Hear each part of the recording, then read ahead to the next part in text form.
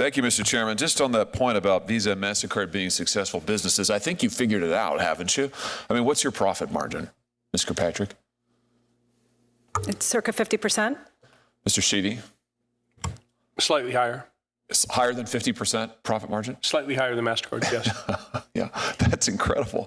50% profit margin. I mean, that's absolutely unbelievable. What's the answer to the Walmart question, by the way, that Senator Welch posed to you? What's Walmart's interchange fee that you negotiate with them? I don't have it with me today. You don't have any idea whatsoever? Is it higher or lower than 2.5%? Walmart negotiates their rates based on the business that they do with us. Meaning they're big, they're really big, they're gigantic, so they get a better deal than Mr. Callahan or most small businesses in Missouri. Is that what you're telling me? Yeah, Senator, we have volume discounts that we offer to some merchants. I suspect Walmart is one of them. And, you know, I don't believe that it's commercially unreasonable to get an arrangement where in exchange for more volume, a merchant can qualify for lower rates. Well, Yeah, I agree with him. That's actually a great point. I think if you buy more, you should get a bigger discount. And that totally makes sense to me. sure, it's not commercially unreasonable for Walmart, or certainly it's in their financial interest and in yours, but I doubt it's in Mr. Callahan's financial interest. And my question to you, Mr. Callahan, is when you've got Walmart and other major competitors getting charged much less than you are, why in the world would you stick with these guys? I mean, why is it that small businesses continue to use Visa and MasterCard when you're getting charged so much more?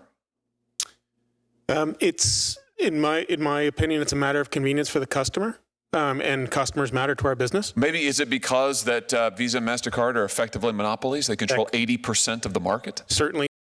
Yeah, they stick with Visa and MasterCard not because it's a better service or it is cheaper. It's because everybody uses Visa and MasterCard all over the world, 80% of people. And if you don't have Visa or MasterCard, then you have no customers. It's simple as that.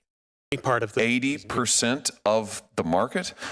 I'm just having a hard time understanding, Mr. Sheedy and Mr. Patrick, you have a business model, you're making over 50% profit margin.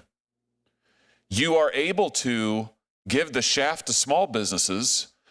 Estimated cost to Missouri businesses from these fees is $1.5 billion. That's with a B, billion dollars a year. Why aren't all of these businesses running away from this model? Because they don't have a choice, because you control so much of the market. This is classic monopolistic behavior, and yet your testimony here today is you don't want any competition. You have 80% of the market, but you don't want any more competition. I'm having a hard time finding that position defensible, let alone sympathetic. Yeah, I feel like Senator Josh Hawley, I think he makes a great point in every one of his talks. He totally understands what the problem is, what the issue is, and he's trying to do better for small business owners and for the American people overall. I mean, it's unbelievable the amount of money that you're making. It's unbelievable what you're charging small businesses and consumers, and yet your testimony is, please, we can't possibly have any competition. I mean, let's talk about what you're doing to consumers who hold your cards. Last year, as I understand it, there were 726 million Visa and MasterCard credit cards issued in the United States. That's about 2 for every 1 person in the United States of America. Do either of you know how much debt is owed on your networks, Ms. Kirkpatrick? We're not the bank, so we don't have visibility into that information. We also don't generate revenue from interchange. Oh, okay, you have no idea. Mr. Sheedy, do you know? I don't know. Well, let me help you out. Let's have a look.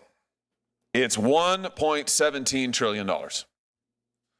$1.17 trillion is what consumers now owe on your credit card networks. Do either of you know what the average interest rate is on your networks? Mr. Kirkpatrick? Oh, Senator, we're not the bank. We don't set the interchange. I know, we don't set the rates. Benefit from it, and you know. Do you know what it is? This is your business model. We don't collect revenue from interest rates. Do you know? I don't, Senator. I mean, do either of you read the newspaper? Forbes magazine just estimated last week that the average credit card APR in your networks is 28.75%. It's a lot. That's a lot if you ask me. That's probably way too much. Average. 29%, let's call it. 29%. It's nearly doubled in the last 4 years. That is astounding, absolutely astounding. And you just testified a second ago that you've got more than 50% profit margin, and yet your testimony here today is you can't possibly survive if there's any competition. How can that be true?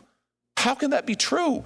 You've got debt like we've never seen before in American history. Your profit margins are as high or higher than they've ever been. You have 80% of the relevant market in the credit card interchange fees that we're talking about, and yet you couldn't survive if there's any competition?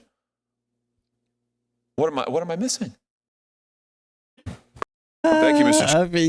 I think it was a great speech. I think he did a great job. I think Senator Hawley is a straight up guy. I think he just tell it like it is. Visa and Mastercard are just in the business of making as much money as they can. They just want more and more and more money and don't care about the average American. They don't care about the average business owners. They don't care about the people realistically. They just want to make money. This is wild to see Republicans taking on big finance. I like it. They can yell all they want. Let's see what they actually do about it. Okay, I don't agree with Ole on a lot, but I will say he's absolutely should school these people. He absolutely school these people. I hope Ole keeps this up. We all need Congress doing this. Yeah, totally understand why people are happy to see this. They just want fair game for everybody. They don't want monopoly. They don't want big corporation, big government controlling everything that everybody is doing and basically limiting the competition for themselves. That's simply not fair. That's not how the free market works. That's not how it should work. Competition is a good thing and ultimately makes things better for the end consumer, for the customers. And if you have a monopoly and no competition, just like Google is doing, for example, then you have a big problem. You can see that they do not want to know, they do not care at all. Break up the monopolies, they say, never in my life have I agreed with Ole until today. Why are these hearings so hard to find? They say, first time I've appreciated Josh Ole open his mouth. The credit card company do not loan the money and they don't collect the interest. We are not banks, so yeah, that's completely false. Of course, they make money from everything. Otherwise, they would not be able to have that much money and that much debt, and they take commission on everything, basically. So they decide how much money they collect. Unfortunately, they are also very expensive. These credit card executives are parasitic on the real economy. They say, why do we put up with this? Yeah, that's not normal. That's because they are monopolies and they control 80% of the market and they basically can do whatever they want. They basically communicate with themselves, Visa and Mastercard together, and they make their mutual interest better, basically. And they don't care about everybody else.